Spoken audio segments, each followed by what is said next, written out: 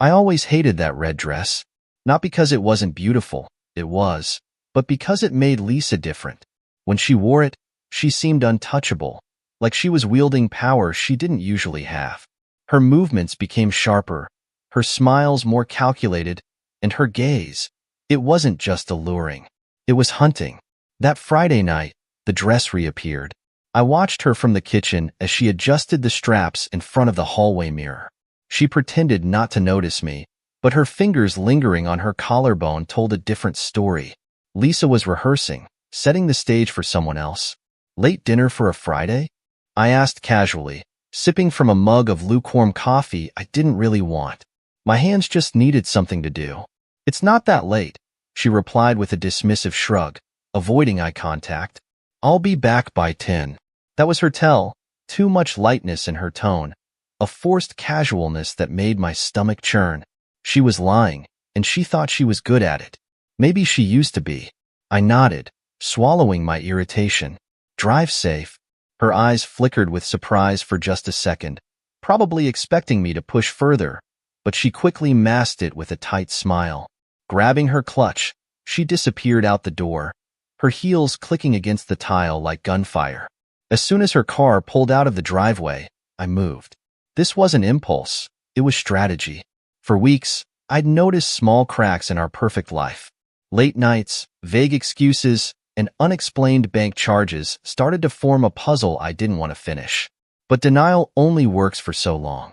Now, I needed proof.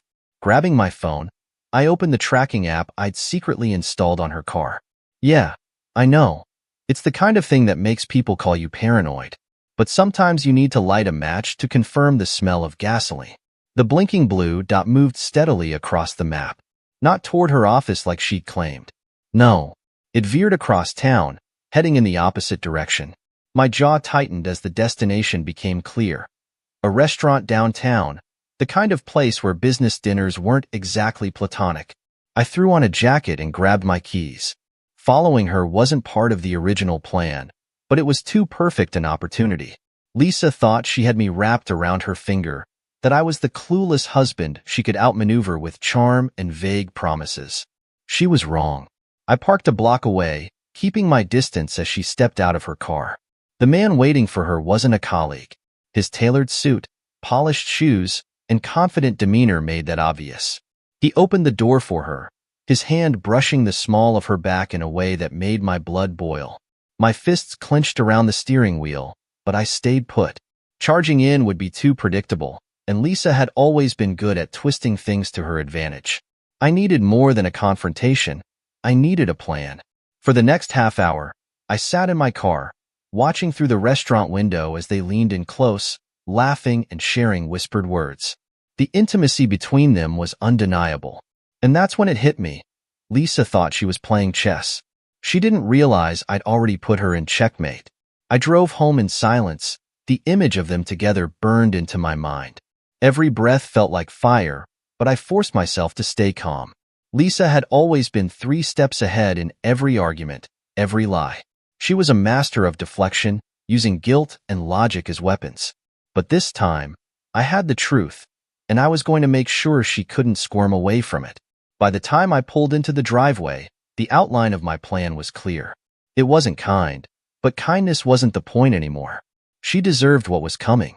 Grabbing my phone, I scrolled through my contacts until I found the name I hadn't called in months. Melissa Turner. She was the wife of the man Lisa had just met for dinner. I knew about her from my earlier digging, social media posts, mutual friends, and a tagged photo or two. My thumb hovered over the call button. For a second, I hesitated. Then I pressed it. Hello? Melissa's voice was cheerful, almost too bright, like she was having the best day of her life. Hi, Melissa. This is Jake Mitchell. I know this is out of the blue, but I think we need to talk. There was a pause. Jake Mitchell? Lisa's husband? Yes, I replied, keeping my tone even. It's about your husband. I think he's been spending time with my wife. The line went quiet. For a moment, I thought she'd hung up, but then I heard her inhale sharply. What are you saying? She whispered. I saw them tonight, I said, my voice steady but cold. I think it's time we confronted them together. Melissa's silence on the other end of the line felt heavier than anything I could have imagined. I almost expected her to scream or hang up. Instead, she finally exhaled, her breath shaky but controlled. "You're sure about this?" she asked, her voice low, like she didn't want the walls around her to hear. "I saw them tonight," I repeated. "At Michelson's downtown. Lisa in her red dress, your husband in a suit. They weren't discussing spreadsheets." "Oh, God." Her voice cracked, and I could practically feel her chest tightening. She was in freefall, just like I'd been when I first suspected. "Why? Why are you telling me this?" "Because I think we can handle it better together," I replied, choosing my words carefully. "I don't want drama. I want the truth out in the open. No room for excuses." Her tone shifted. The hesitation melted away, replaced by a sharpness I hadn't expected. "You're right. No excuses. What do you have in mind?" "We're hosting a party tomorrow, something small, just a few friends and neighbors. Bring him. He won't suspect a thing, and neither will Lisa. We'll confront them when they're caught off guard." Melissa was quiet again, but this time, I could tell she wasn't shocked. She was calculating. "He'll come," she said finally. "He thinks I don't see anything. He'll come." "Good," I said, my grip tightening on the phone. "Tomorrow, we'll end this." When we hung up, I sat in the darkened living room, the silence thick and suffocating. The house that once felt warm now loomed like a stranger's. The smell of Lisa's perfume lingered faintly in the air, a sickening reminder of the life I thought we'd built together. My hands trembled, but it wasn't from sadness. It was from the storm brewing inside me, one I'd been holding back for far too long. She came home just after 10, as promised. Her heels clicked on the tile, the sound of a woman walking into a life she thought she still controlled. I stayed seated, staring into the glass of whiskey in my hand, as if it held all the answers I was searching for. "Sorry I'm late," Lisa said breezily, setting her clutch on the counter. The meeting dragged on forever. I didn't look at her. "It's fine." She paused, clearly waiting for me to ask more. When I didn't, she continued, her voice faltering just slightly. "You'll have to tell me about your day tomorrow. I'm exhausted. Heading to bed. Love you." "Love you too," I said, my tone so flat it was almost a dare. She hesitated for just a second, then disappeared down the hallway. I didn't follow. Instead, I sat there until the whiskey burned in my stomach and the fury in my chest finally quieted into a cold, steely resolve. The next day, the sun rose on a picture-perfect morning, mocking me with its cheerfulness. The kind of day where everything looks like it belongs on the front of a postcard. Green lawns, blue skies, and neighbors waving hello as they walked their dogs. Lisa was in her element. She breezed through the preparations for the party with the kind of confidence that made me wonder how long she'd been perfecting this charade. Watching her laugh, arrange flowers, and flit between tasks like nothing had happened was almost unbearable. How could someone hide so much behind a smile? "I'll handle the drinks," she said, flashing me a smile that didn't reach her eyes. "Can you take care of the grill?" "Sure," I said, keeping my tone neutral. The less I said, the better. By the time Melissa and Greg arrived, the yard was buzzing with guests. The air hummed with laughter, the clink of glasses, and the smell of burgers sizzling on the grill. It all felt surreal, like a dream is about to turn into a nightmare. Melissa walked in first, her head held high. She wore a sleek black dress that looked like armor, her sharp eyes scanning the crowd until they landed on Lisa. Greg trailed behind her, wearing his usual smug grin. When he saw Lisa, his expression didn't even flicker. If anything, it deepened, like he was proud of what they were hiding. "Greg, Melissa, so good to see you," Lisa chirped, throwing her arms around Melissa like they were old friends. The audacity made my stomach churn. Melissa hugged her back stiffly, her lips pressed into a tight line. "It's been a while," she said, her voice sharp enough to cut glass. Greg extended a hand toward me, as if this were just another friendly neighborhood barbecue. I shook it, gripping harder than necessary. His grin didn't waver, but I caught the slightest twitch in his jaw. Lisa was too busy playing hostess to notice the tension. "Jake, can you grab them some drinks while I mingle?" Of course, I said, watching her saunter off. She moved with the kind of confidence that only comes from believing you're untouchable. That was about to change. Melissa leaned in slightly once Lisa was out of earshot. She doesn't suspect a thing, she murmured, her tone low but charged with energy. Neither does Greg, I replied, my eyes fixed on him as he scanned the party like he owned the place. Let's keep it that way. For the next hour, we played the game. Small talk, polite smiles, laughter that felt hollow in my chest. Melissa and I exchanged quick glances, silently coordinating our moves. Lisa and Greg were too absorbed in their performance to notice the storm building around them. Then, just as I'd hoped, Lisa and Greg drifted toward the back corner of the yard. Their heads leaned close, their laughter carrying softly on the breeze. It was the moment we'd been waiting for. Melissa's gaze locked with mine. Without a word, we moved. The air was electric as Melissa and I approached the corner of the yard where Lisa and Greg were standing. Their laughter floated on the breeze, light and carefree, as if they were the only two people in the world. For them, it was just another stolen moment in their private fantasy. For us, it was the prelude to their downfall. Lisa was the first to notice us. Her head snapped up, her eyes meeting mine, and for the briefest moment, I saw something unfamiliar flicker across her face, fear. She quickly masked it with her usual composed smile, but I wasn't fooled. Jake, she said, her voice forcefully cheerful. Melissa, what are you two doing back here? The party's in full swing.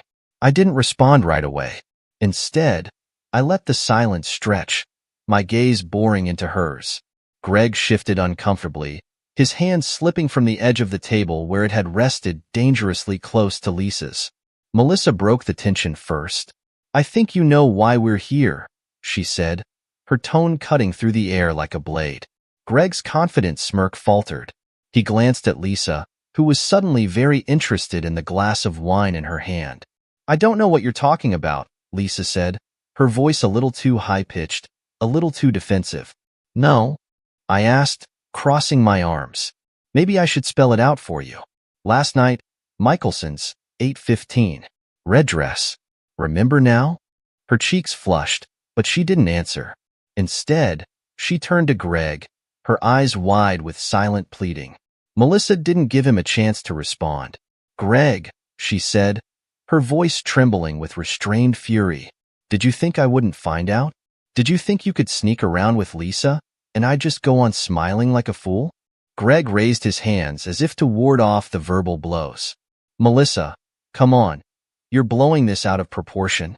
Lisa and I were just... Don't you dare finish that sentence, Melissa snapped, stepping forward. I'm not stupid, Greg. Neither is Jake. We've been watching you two for weeks. Lisa's composure was unraveling. She gripped the edge of the table, her knuckles white, as her eyes darted between me and Melissa. This isn't the place for this, she hissed, her voice low but shaking. Can we at least go somewhere private? Oh, now you care about privacy? I asked, my voice cold and sharp. Funny, that didn't seem to matter when you were sneaking around behind my back. The murmur of the crowd began to grow as guests noticed the confrontation unfolding. Whispers spread like wildfire, and heads turned in our direction. Lisa glanced around nervously, her mask of confidence slipping further with every passing second. Greg tried to regain control, his tone suddenly firm. Look, this isn't the time or place for accusations. You're embarrassing yourselves. Embarrassing ourselves? Melissa's voice was loud enough to cut through the whispers, drawing even more attention. I'm not the one sneaking around like some cliché soap opera character. If anyone should be embarrassed, it's you. Lisa's face turned ashen, and for a moment, she looked like she might break down. Then, with a deep breath, she straightened her spine and turned to me. Jake, she said, her voice trembling but determined. This isn't what it looks like. Don't, I interrupted, holding up a hand. Don't even try. You can't twist your way out of this one, Lisa. I know everything. The late nights, the texts, the dinner reservations. Hell, I even know about the hotel. Her jaw dropped. You've been spying on me? Call it what you want, I shot back. But don't you dare try to make me the bad guy here. You're the one who decided our marriage wasn't enough. Greg stepped in, his tone condescending. Jake, listen. Relationships are complicated. You don't have to make this harder than it already is. I turned to him, my voice low and venomous. You don't get to lecture me about relationships. You're a joke, Greg. And the only thing complicated about this is how you thought you could get away with it. The crowd was fully focused on us now. Lisa and Greg were trapped, their faces pale under the weight of dozens of judging eyes. Melissa, emboldened by the public scrutiny, stepped closer to Greg, her voice steady and cold. We're done. Pack your things and get out of my house. Tonight. Greg sputtered, his earlier confidence completely gone. Melissa, wait. No, she said, cutting him off. You don't get to wait. You don't get another chance. You've been lying to me, to Jake, to everyone here. You're pathetic. I turned to Lisa, who looked like she wanted to sink into the ground. We're finished, I said simply. Whatever this is, whatever you thought you were getting out of it, it's over. Her lips trembled, but she didn't respond. Instead, she glanced at Greg, who was now standing frozen, his face a mask of disbelief. The murmurs of the crowd grew louder, and I realized it was time to end this. Thanks for coming, everyone, I said, raising my voice. I think it's safe to say the party's over. As the guests slowly dispersed, their whispered judgments following Lisa and Greg like shadows, I turned and walked away. Behind me, Melissa stood tall, her arms crossed, as Greg tried in vain to plead his case. Lisa didn't even try. For the first time in weeks, I felt the storm inside me begin to calm. The truth was out. The lies were done. But I knew this wasn't the end. Not yet. The aftermath of the party was like stepping into a vacuum. The noise, the murmurs, the judging eyes. All of it vanished, leaving nothing but silence and the weight of what had just unfolded. I stood in the kitchen, gripping the counter, my knuckles white against the granite. Lisa hadn't followed me inside, and I didn't want her to. I needed space. I needed air. But she came in anyway. Jake, she said softly, her voice raw and shaky. Can we talk? I didn't look at her. What's there to talk about, Lisa? You made your choice. She stepped closer, and I felt the heat of her presence before I heard the soft click of her heels on the tile. I didn't choose this, she said, her voice breaking. It wasn't supposed to happen like this. That made me laugh. A sharp, bitter sound that filled the room like shards of glass. Oh, really? How exactly was it supposed to happen, Lisa? Were we all going to sit down over coffee and chat about how you've been sneaking around with Greg? Please, enlighten me. Her silence spoke volumes. I turned to face her, and for the first time, I saw her as she really was. Not the woman I'd married, not the partner I'd built my life with, but a stranger. Her makeup was smudged, her carefully curated mask cracking under the weight of the truth. She looked small, vulnerable, but I refused to let her manipulate me with those wide, tear-filled eyes. You don't understand, she whispered, and I wanted to scream. No, Lisa, you don't understand, I snapped, my voice rising. You don't understand what it's like to trust someone completely, to build a life with them, only to find out they've been lying to you every step of the way. I was lonely, she said, her voice trembling. You were always so busy, so focused on everything else. I needed to feel wanted. Wanted? I repeated, my tone dripping with disbelief. So your solution was to destroy everything we built? To crawl into bed with someone like Greg? It wasn't like that, she said quickly, but I cut her off. Then what was it like, Lisa? Because from where I'm standing, it looks pretty damn clear. She didn't answer. Instead, she collapsed into a chair, burying her face in her hands. For a moment, I felt a pang of pity, but it was fleeting. Whatever pain she felt now was nothing compared to what she put me through. I didn't want to hurt you, she said after a long silence, her voice muffled. I swear, Jake, I didn't. Well, congratulations, I said coldly. You failed. By the time Melissa called, I was pacing the living room, the tension in my chest making it impossible to sit still. Her voice was calmer now, more composed than I'd expected. Greg's gone, she said, as if that was supposed to make me feel better. Gone where? I asked, my tone sharper than I intended. Back to his brother's place, apparently, she replied. He tried to talk his way out of it, but I told him it was over.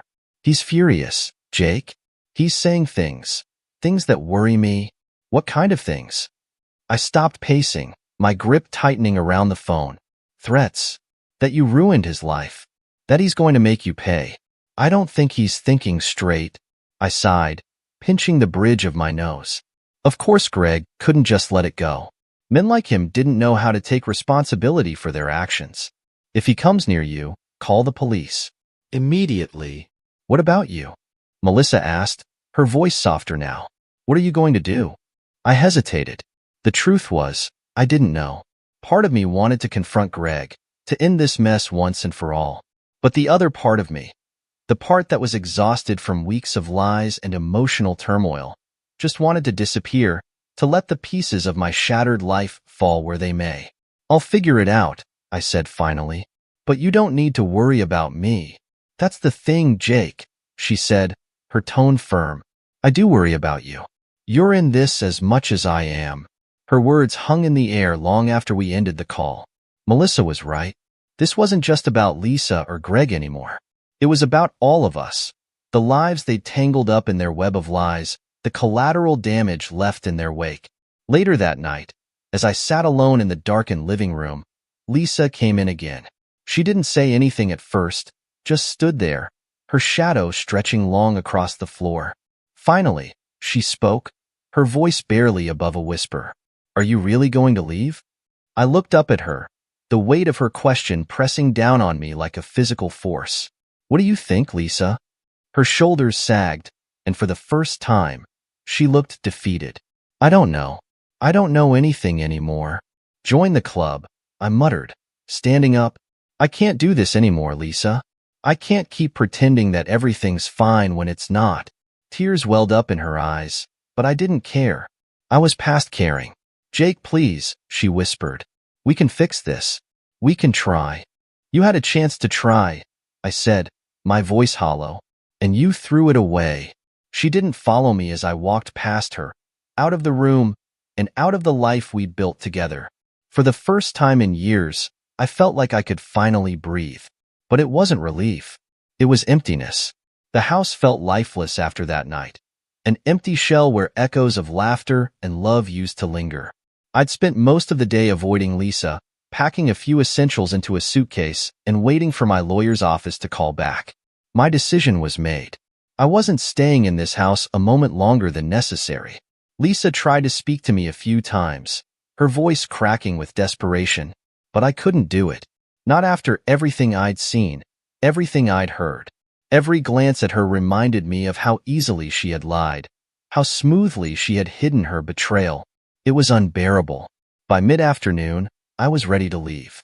I stood in the living room, staring at the walls, the photos, the memories I thought were real. My suitcase sat by the door, but my feet were rooted to the spot. It felt like leaving would erase every good moment we'd ever had. But staying meant living in the ruins of something I couldn't repair.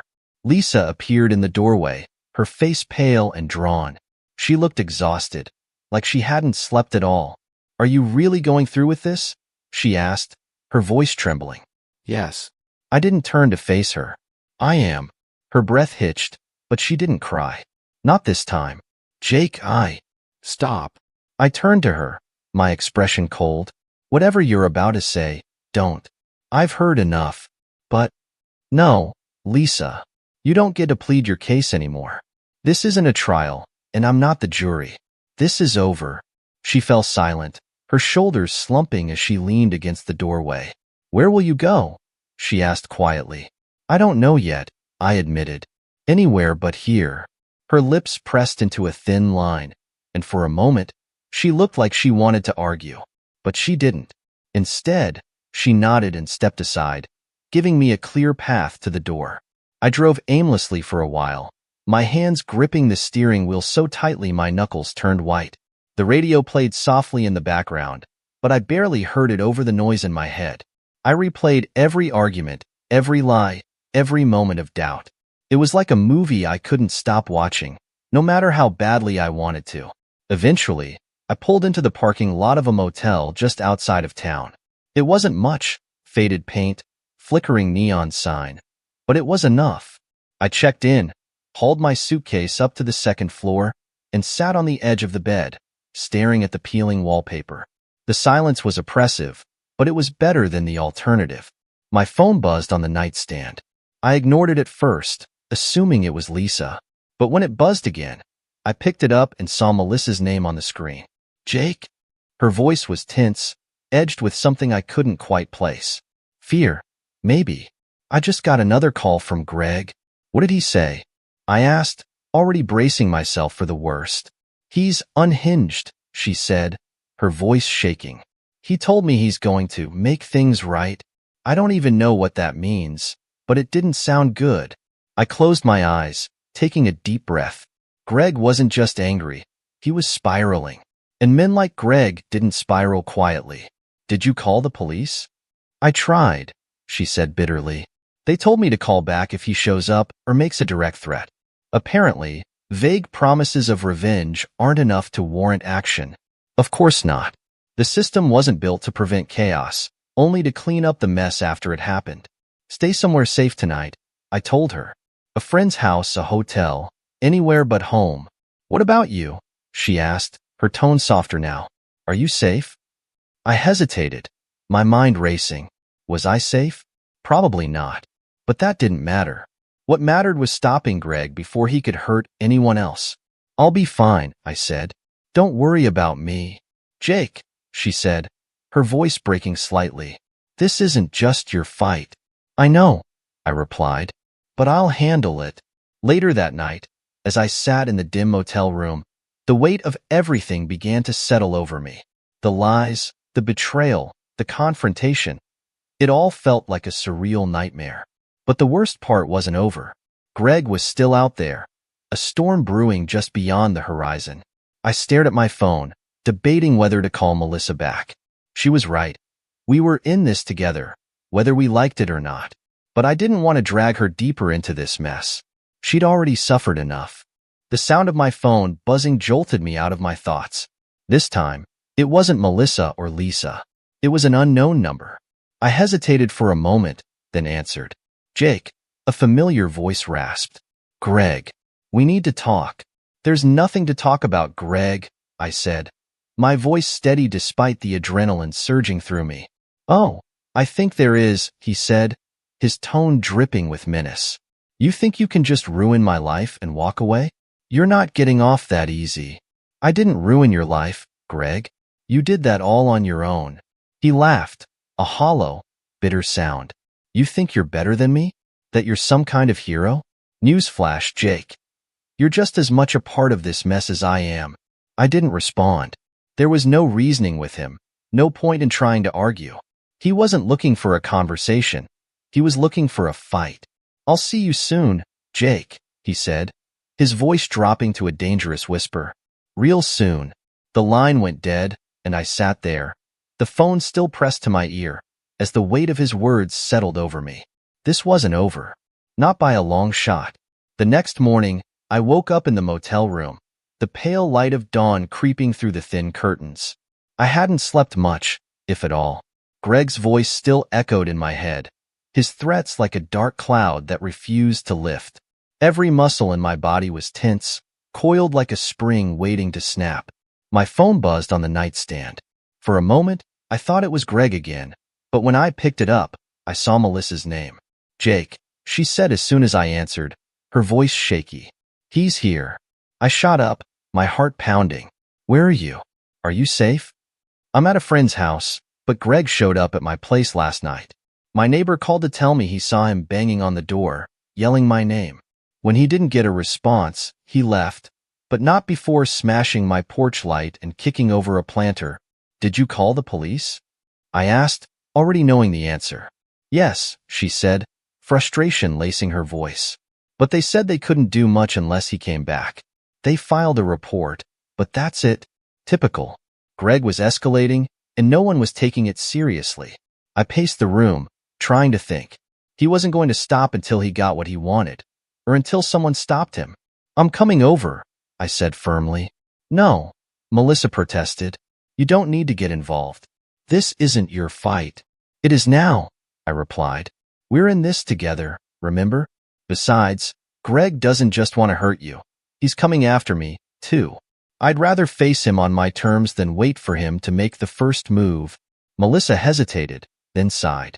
Be careful, Jake. Please. By the time I reached Melissa's neighborhood, my resolve had hardened. I parked a few houses down from her friend's place, not wanting to draw attention. The house was small but well kept, with flowers lining the walkway and a wind chime that tinkled softly in the breeze.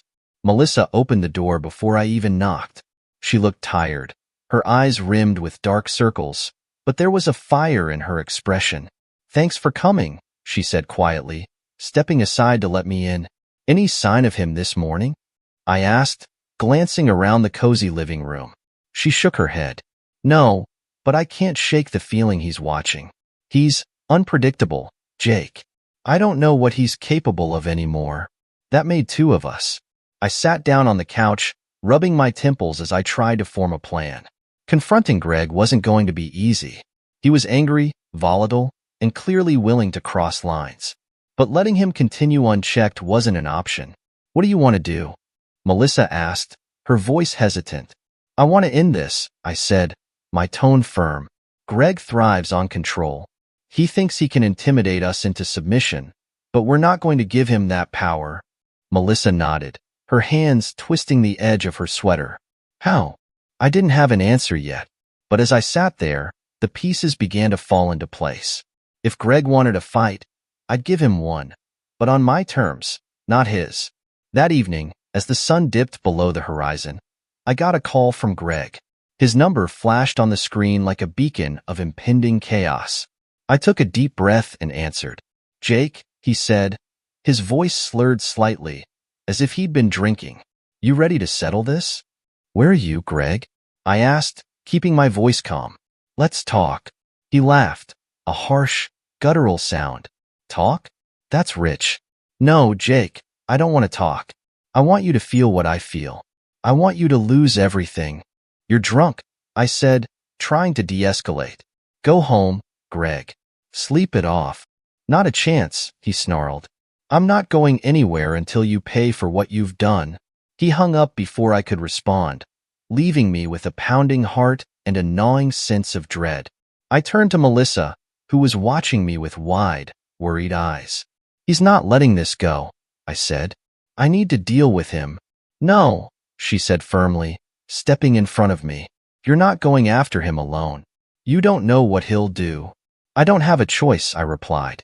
If I don't stop him now, he'll keep coming. And next time, it might be worse. Melissa grabbed my arm, her grip tight. Then I'm coming with you. No, I said, shaking my head. You need to stay here. Stay safe. She looked like she wanted to argue, but the determination in my expression must have convinced her. Reluctantly, she let go, her shoulders slumping in defeat. Be careful, she whispered. I didn't have to look far for Greg. He'd made it easy, parking his car just outside the bar he seemed to frequent when things got tough. The place was dimly lit, the neon sign flickering as if it were struggling to stay alive. Inside, I found him slouched over a table in the corner, a half-empty bottle of whiskey in front of him. He didn't notice me at first, too absorbed in his own misery. But when he looked up and saw me, his expression twisted into something dark and unrecognizable. Well, if it isn't the golden boy, he drawled, his words thick with bitterness. Come to gloat? No, I said evenly, stepping closer. I'm here to put an end to this. He laughed, the sound sharp and joyless. End it? You think you can just walk in here and fix everything? You don't get it, Jake. You already ruined everything. You did that all on your own.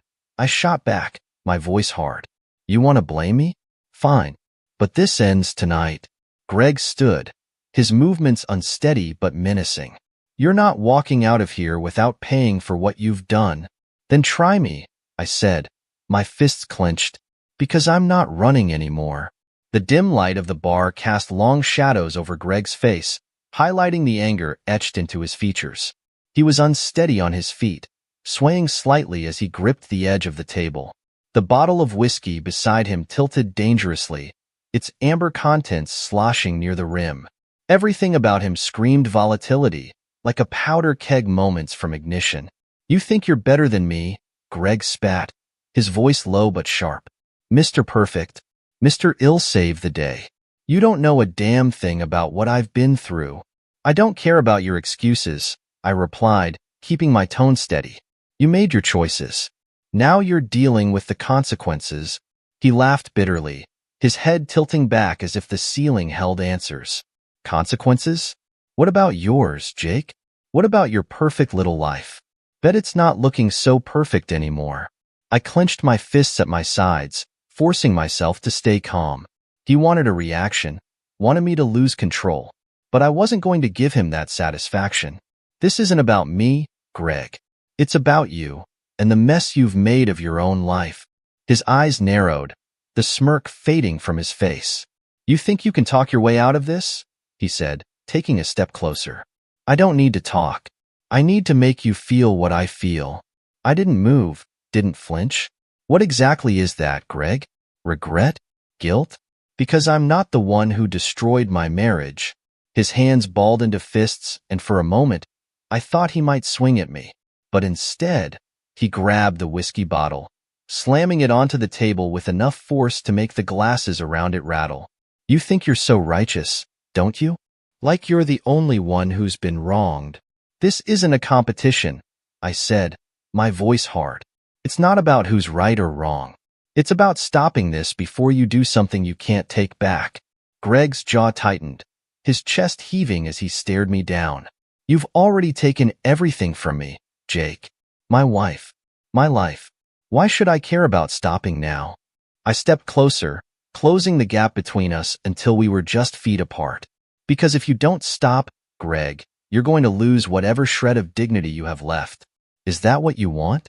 To be the guy everyone remembers for burning his own life to the ground?" For a moment, he didn't respond. The anger in his eyes flickered, replaced by something I couldn't quite place. Shame, maybe, or fear. But then, just as quickly, it was gone, buried beneath the weight of his rage. "You don't get it," he muttered, shaking his head. "You'll never get it." Before I could respond, the bartender intervened. A burly man with a thick beard and a scowl that could stop traffic. He stepped between us, arms crossed. "Take it outside," he said gruffly. "Now, I don't need this kind of drama in my bar." Greg glared at him but didn't argue. He grabbed his jacket and stormed toward the door, the sound of his boots heavy against the worn floorboards. I followed, keeping a safe distance, my pulse pounding in my ears.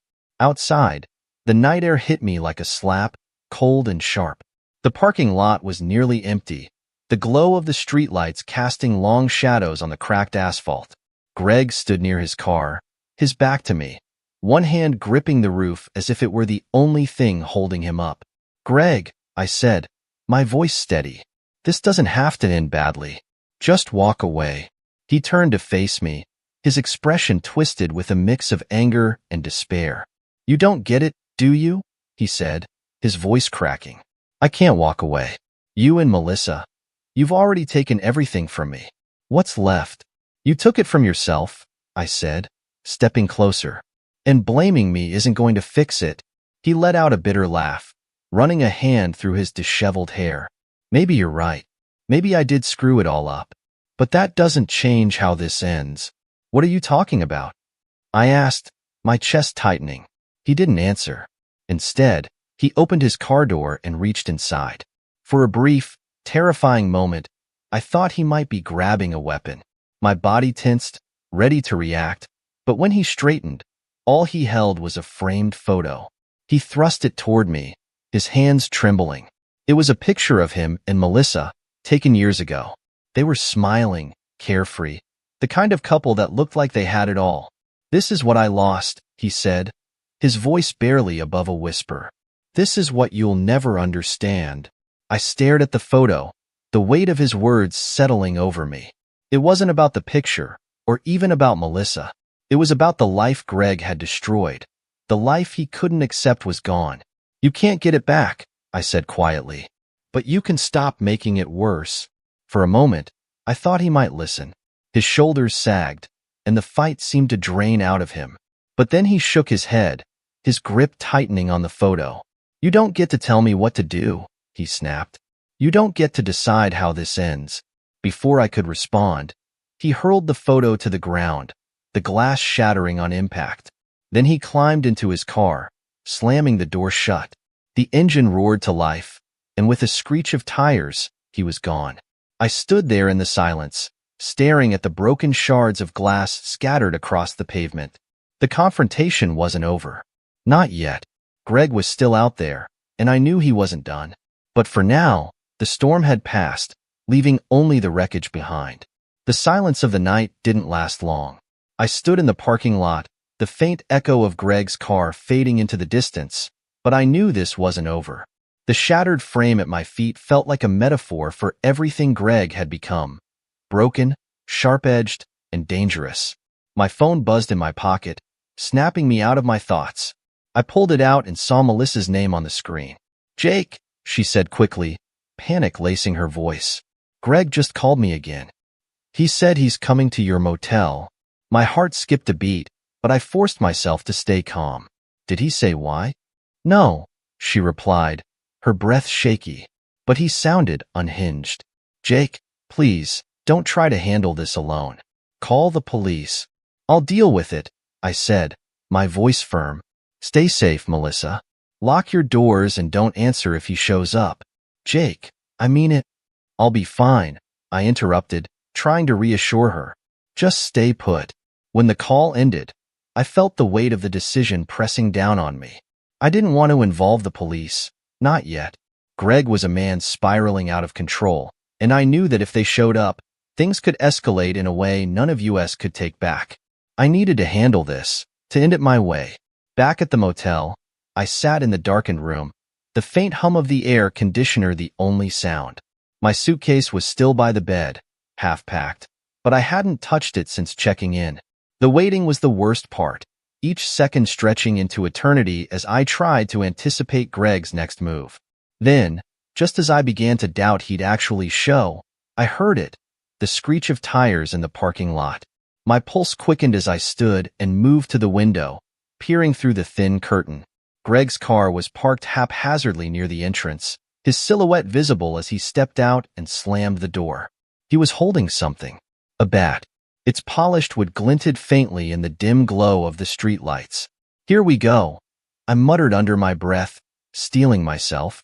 A loud knock rattled the door moments later. "Jake," Greg bellowed, his voice rough and slurred. "Open up." I didn't answer immediately. Instead, I moved to the table and grabbed the chair, holding it like a shield as I approached the door. "What do you want, Greg?" I called out, my voice calm but firm. "To talk?" he snarled. "Man to man." "Put the bat down first," I said. "Then we'll talk." There was a pause, followed by the sound of the bat hitting the ground. I took a deep breath, unlocked the door, and opened it just enough to see him.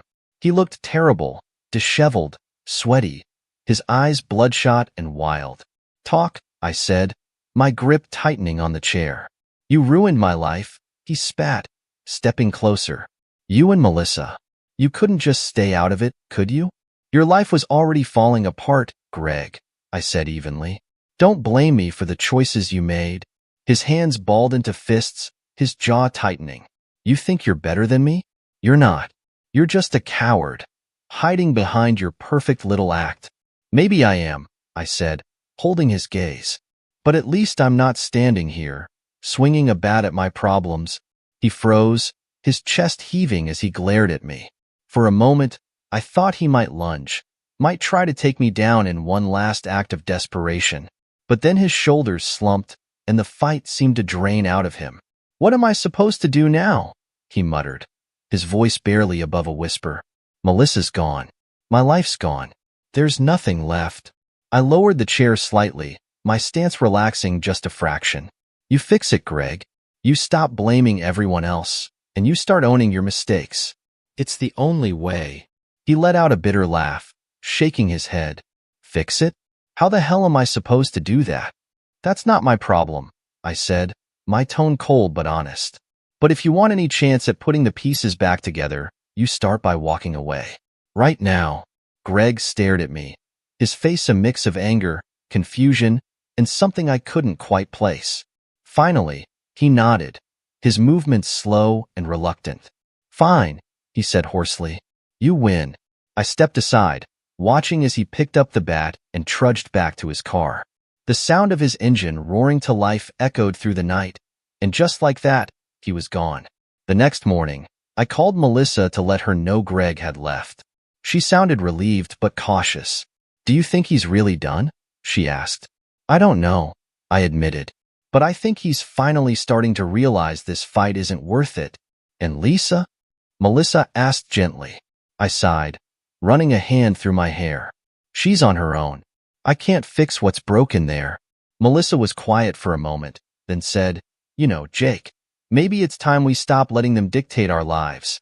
Maybe it's time we start rebuilding. Yeah, I said, a faint smile tugging at my lips. Maybe it is.